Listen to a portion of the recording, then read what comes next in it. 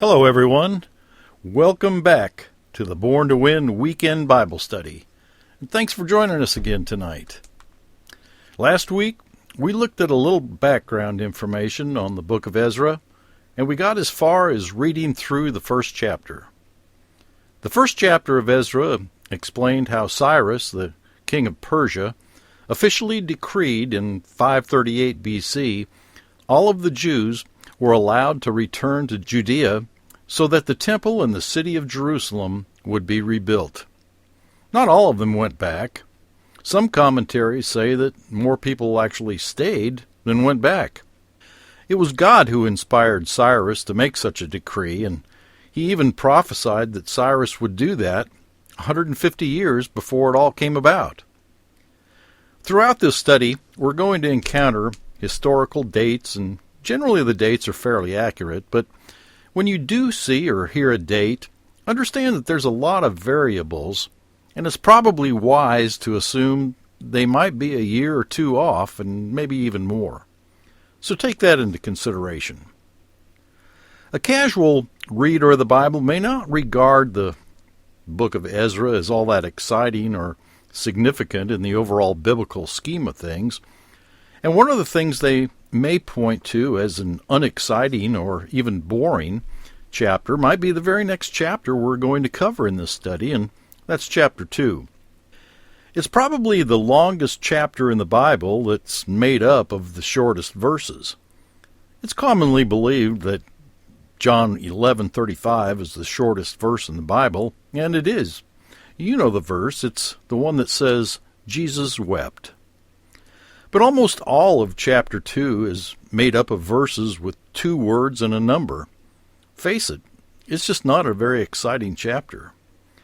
But each of those verses was significant to the families and tribes to which they were referring. And wouldn't you like to have your family name listed in this registry? But chapter 2, if nothing else, is a testimony to the fact that the Jews kept good records. Last week, we read what God expected of the exiles while they were in captivity and how they prospered and multiplied in number. He instructed them to build houses, plant gardens, and pray for the peace and prosperity of Babylon so that they themselves would prosper, and they did. What God told them to do while they were in exile was and is instructive for us as well. But there's something else that's important in this book, much more important than whether or not the Jews prospered in captivity, and that's this. The chronology of the events of this book are key to the 70 weeks prophecy that Daniel talked about in the 9th chapter of Daniel. If we miscalculate that chronology, then the prophecy of the first coming of the Messiah in Daniel 9 might not point to Jesus, but rather to someone else in history. Let's go back to the book of Daniel and read the prophecy that's so vitally tied to this book of Ezra. Turn to Daniel 9 and let's begin reading in verse 24. Daniel 9:24. 70 sevens are decreed for your people and your holy city to finish transgressions, to put an end to sin, to atone for wickedness, to bring in everlasting righteousness, to seal up vision and prophecy, and to anoint the most holy place. And then verse 25. Know and understand this, from the time the word goes out to restore and rebuild Jerusalem until the Anointed One, the ruler, comes, there will be 7 sevens and 62 sevens. It will be rebuilt with streets and a trench, but in times of trouble. So here's a possible problem when it says, quote, from the time the word goes out to restore and rebuild Jerusalem, end quote. The problem is this. When was this time that the word went out to restore and rebuild Jerusalem? That's the starting point for this 7 sevens, or 490 years, after which the Messiah will come, but when was that starting point? Was it at the decree of Cyrus in 538 BC? Or was it when God sent the word or commandment that Jerusalem and the temple would be rebuilt? Here's what the Barnes commentary says about this matter of when the word went out. quote unquote, whereby we could calculate the beginning of the 490 years. Here's the Barnes commentary. But so far as it appears, there was no such definite and marked command on the part of God, no period which can be fixed upon when he gave the commandment to restore and build Jerusalem. No exact and settled point from which one could reckon as to the period when the Messiah would come. It seems to me, still quoting, therefore, to be clear that the allusion is to some order to rebuild the city, and this order could come only from one who had at that time jurisdiction over Jerusalem and Judea, and who could command the resources necessary to rebuild the ruined city. That order must be one that would emanate from the reigning power, that is, in fact, the Persian power, for that was the power that had jurisdiction at the close of the 70 years' exile. But as there were several orders or commands in regard to the restoration of the city and the temple, and there has been much difficulty in ascertaining the exact chronology of the events of that remote period, it has not been easy to determine the precise order referred to, or to relieve the whole subject from perplexity and difficulty. End quote. In other words, Barnes believes it was difficult or even impossible to discern a probable starting point for that prophecy. But in reality, since the first part of this prophecy has already occurred, that is, the first advent of Jesus, one can just calculate backward from some point in the life and ministry of Jesus. That being said, we'll find out more about the chronology of the events in this book as we get into it. Now let's move on to the much-anticipated second chapter of Ezra. Ezra 2:1. Now these are the people of the province who came up from the captivity of the exiles, whom Nebuchadnezzar, king of Babylon, had taken captive to Babylon. They returned to Jerusalem and Judah, each to their own town. Judea is called a province here in verse 1, and that's because it's no longer the thriving kingdom it once was before its destruction. At this point, it's a province of Persia, and before that it was a province of the Babylonian Empire. Verse 2 lists the men who were in charge of the group, heading back to Judea. And some of the names sound familiar, such as Nehemiah and Mordecai, but they're not the ones we'll read about in the books of Nehemiah and Esther. Zerubbabel is the lead man in this group, going back to Judea, and we can also find him in the lineage of both Mary and Joseph, and therefore Jesus. And those genealogies are recorded in Matthew 1 and Luke 3. Now, you can read the following list of the men of Israel on your own. I'm not going to read through this multitude of names because I'd mispronounce all of them, and it would take forever to get through them all. And it would take poor Gary, our sound engineer, all week to edit my mispronunciations. Now, not that these names and verses aren't important. They are indeed important, or else they wouldn't have made it into the pages of the Bible. In fact, this registry is so important it's repeated in the 7th chapter of the book of Nehemiah. So be sure and read the rest of this chapter on your own. I'm going to skip down to verse 64 and pick it up there. The whole company numbered 42,360. Besides their 7,337 male and female slaves, they also had 200 male and female singers. Now, I take this to mean the 7,337 slaves and 200 singers weren't included in that 42,000 head count. One commentary said that because the number of slaves were so few in comparison to the 42,000, this showed that they were among the poorest of the Jews that returned to Judea. The Expositor's Bible commentary had this to say, quote, "It must be borne in mind that only a fraction of the Jews in the East went back to Palestine, or Judea as I prefer to call it, nor were they who tarried or stayed behind, in all cases the more worldly, enamored with the flesh pots. In the Talmud it said that only the chaff returned, while the wheat remained behind." End quote. Now that's an interesting viewpoint. I would have thought that those who chose to reestablish the Holy Land would have been a little more zealous than those who decided to stay, just by virtue of maybe wanting to do the Lord's will. I don't know, maybe there was a certain amount of jealousy or class envy between those who stayed behind and those who went back. Verse 66, they had 736 horses, 245 mules, 435 camels, and 6,720 donkeys. When they arrived at the house of the Lord in Jerusalem, some of the heads of the families gave free will offerings toward the rebuilding of the house of God on its site. Verse 69, according to their ability they gave to the treasury for this work 61,000 derricks of gold, 5,000 minas of silver, and 100 priestly garments. The priests, the Levites, the musicians and gatekeepers, and the temple servants settled in their own towns, along with some of the other people, and the rest of the Israelites settled in their towns. So there's a lot of people and a lot of livestock that made that long trip. Such a large group with so many animals must have been a logistical nightmare. Although most of those animals could have been used to tow wagons or used as pack animals, it doesn't say anything about cattle or goats or sheep herds, which I think is odd.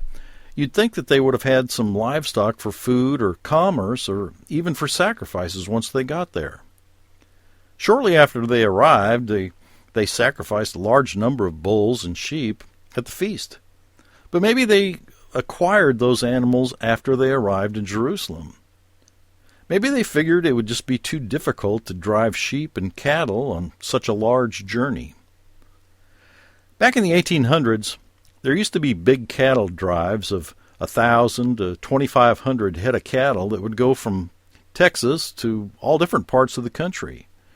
And on a good day, the cowboys could drive their cattle about 10 miles.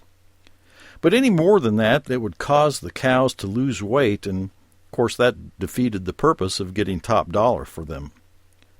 But 10 miles is a pretty good chore when you're on foot and not on horseback.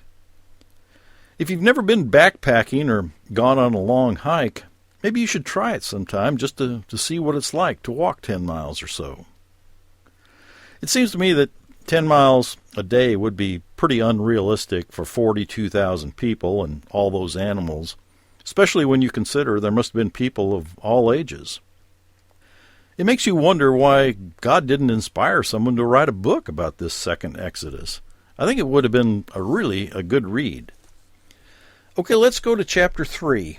But first, let's hear what our buddy Gary Gibbons has to say, and then you might want to click on that pause button and freshen up your cup of coffee. Join us on the World Wide Web at borntowin.net. borntowin.net. Read essays by Ronald Dart. Listen to Born to Win programs every day, including the programs leading up to this one. And visit our online store for tapes, CDs, literature, and books. That's borntowin.net. borntowin.net. All right, we're back. Chapter 3, verse 1. When the 7th month came, and the Israelites had settled in their towns, the people assembled together as one in Jerusalem. Now, we're not sure what month they arrived back here in Judea, but they probably haven't been here all that long. Maybe they left Babylon in the early spring and arrived in late summer and then got settled in their respective towns for a little bit. Not long enough to build homes yet, but probably long enough to put up some livable tents and maybe build some fences to keep their animals from wandering off. So it's the 7th month, which is Tishri, and that corresponds to part of our September and October. And everyone was gathered in Jerusalem to observe the fall festivals. But before they could properly keep the festivals, the priest needed a place to sacrifice the burnt offerings that were required on the coming holy days. So they built an altar. Verse 2 of Ezra 3. Then Joshua, son of Jozadak, and his fellow priests and Zerubbabel, son of Shealtiel, and his associates, began to build the altar of the God of Israel, to sacrifice burnt offerings on it, in accordance with what is written in the law of Moses, the man of God. Verse 3. Despite their fear of the peoples around them, they built the altar on its foundations, and sacrificed burnt offerings on it to the Lord, both the morning and evening sacrifices. Now, technically, the next two verses, verses 4 and 5, should follow verse 6. Verse 4. Then, in accordance with what is written, they celebrated the Festival of Tabernacles with the required number of burnt offerings prescribed for each day. Verse 5, after that they presented the regular burnt offerings, the new moon sacrifices, and the sacrifices for all the appointed sacred festivals of the Lord, as well as those brought as freewill offerings to the Lord. The next verse, verse 6, takes us back to the first day of the seventh month. Ezra 3:6. On the first day of the seventh month they began to offer burnt offerings to the Lord, though the foundation of the Lord's temple had not yet been laid. Let's turn back to the book of Leviticus to see what all is happening in this seventh month. Leviticus 23, beginning in verse 24. Say to the Israelites, on the first day of the seventh month you are to have a day of Sabbath rest, a sacred assembly commemorated with trumpet blasts. Okay, the first day of the seventh month is the Feast of Trumpets, but it's also the first day of the year. But how could the first day of the seventh month be the first day of the year? Well, the Hebrew calendar has a civil year and an ecclesiastical year. The Feast of Trumpets, which is always on the first day of the seventh month, is also the first day of the Hebrew civil year. Maybe we could compare the civil year to, say, a fiscal year of a corporation or government, which doesn't necessarily begin on January 1st. Verse 25. Do no regular work, but present a food offering to the Lord. So the Feast of Trumpets was a high day, it was a Sabbath, and it was a day of feasting. But the next holy day was a day of fasting. Verse 27. The 10th day of the seventh month is the Day of Atonement. Hold a sacred assembly and deny yourselves, or in other words, fast, and present a food offering to the Lord.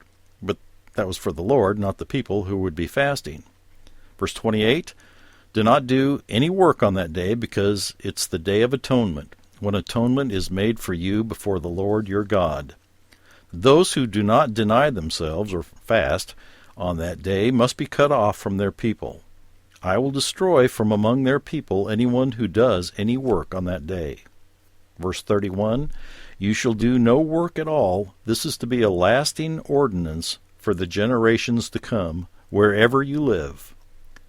It's a day of Sabbath rest to you, and you must deny yourselves. From the evening of the 9th day of the month until the following evening, you are to observe your Sabbath. Then, just a few days after Atonement, was the Feast of Tabernacles. Verse 34. Say to the Israelites, on the 15th day of the 7th month, the Lord's festival of tabernacles begins, and it lasts for 7 days. The first day is a sacred assembly. Do no regular work. It's a holy day. For 7 days present food offerings to the Lord, and on the 8th day hold a sacred assembly and present a food offering to the Lord. It's the closing special assembly, so do no regular work. Verse 37.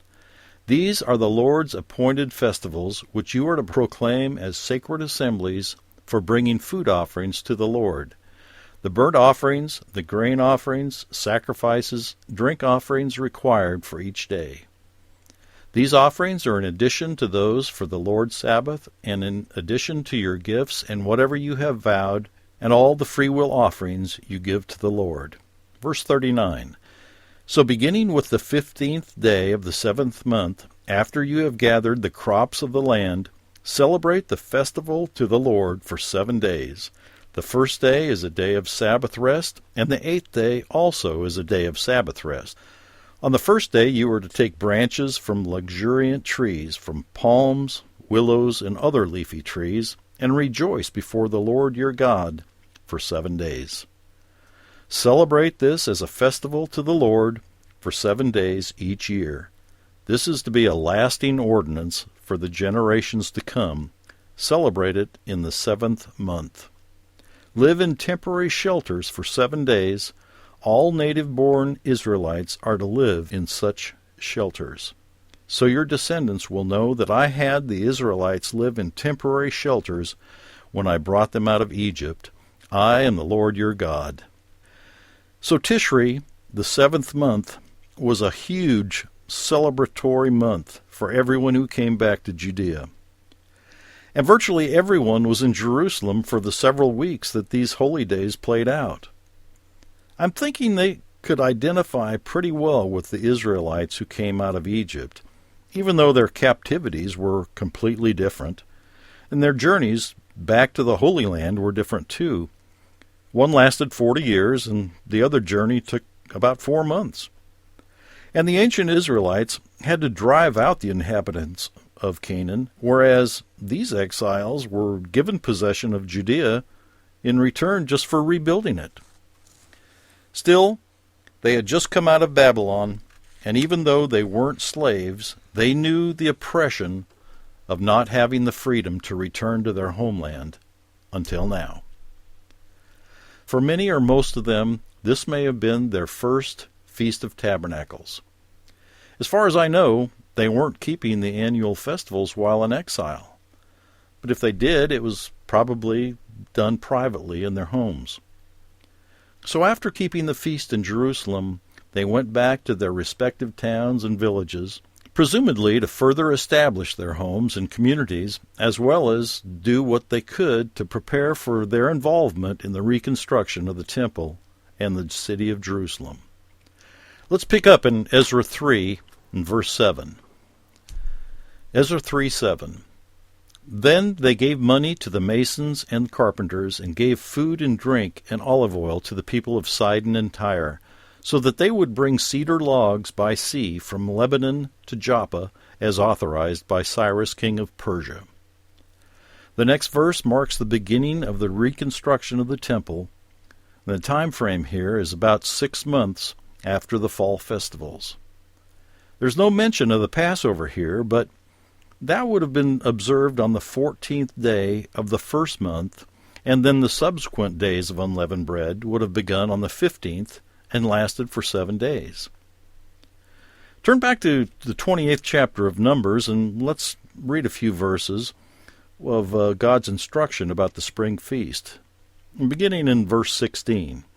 Numbers 28:16, on the 14th day of the first month, the Lord's Passover is to be held. On the 15th day of this month, there is to be a festival. For 7 days, eat bread made without yeast. On the first day, hold a sacred assembly and do no regular work. Verse 19, present to the Lord a food offering consisting of a burnt offering of 2 young bulls, 1 ram, 7 male lambs a year old, all without defect. The next several verses explain about the additional offerings they were to make in the course of these days of unleavened bread. Numbers 28:20. With each bull offer a grain offering of 3/10 of an ephah of the finest flour mixed with oil, with the ram 2/10. In this way present the food offering every day for 7 days as an aroma pleasing to the Lord.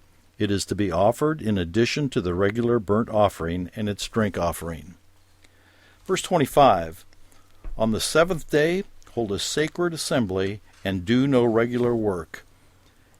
And that would be the last day of unleavened bread. So the construction began in verse 8, just a couple of weeks after the spring holy days. Ezra 3, verse 8. In the 2nd month of the 2nd year after their arrival at the house of God in Jerusalem, Zerubbabel, son of Shealtiel, Joshua, son of Jozadak, and the rest of the people, the priests, the Levites, and all who had returned from the captivity to Jerusalem, began the work. They appointed Levites 20 years old and older to supervise the building of the house of the Lord. Verse 9, Joshua and his sons and brothers, and Kadmiel and his sons, descendants of Hodaviah, and the sons of Henadad and their sons and brothers, all Levites, joined together in supervising those working on the house of God. Verse 10, when the builders laid the foundation of the temple of the Lord, the priests in their vestments and with trumpets, and the Levites, the sons of Asaph, with cymbals, took their places to praise the Lord as prescribed by King David of Israel. With praise and thanksgiving they sang to the Lord. He is good, his love toward Israel endures forever.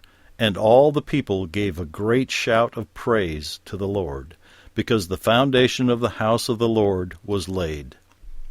But many of the older priests and Levites and the family heads who had seen the former temple wept aloud when they saw the foundation of the temple being laid, while many others shouted for joy. No one could distinguish the sound of the shouts of joy from the sound of weeping, because the people made so much noise, and the sound was heard far away. The former temple, as it's called here, it was destroyed in 586 B.C., and that was 48 or 49 years before the decree of Cyrus to rebuild the temple in about 538 B.C. Yes, the captivity lasted 70 years, but that accounting of time began with the first invasion of Jerusalem, and that was when Daniel and his friends were taken to Babylon in 604 B.C., give or take a year or two.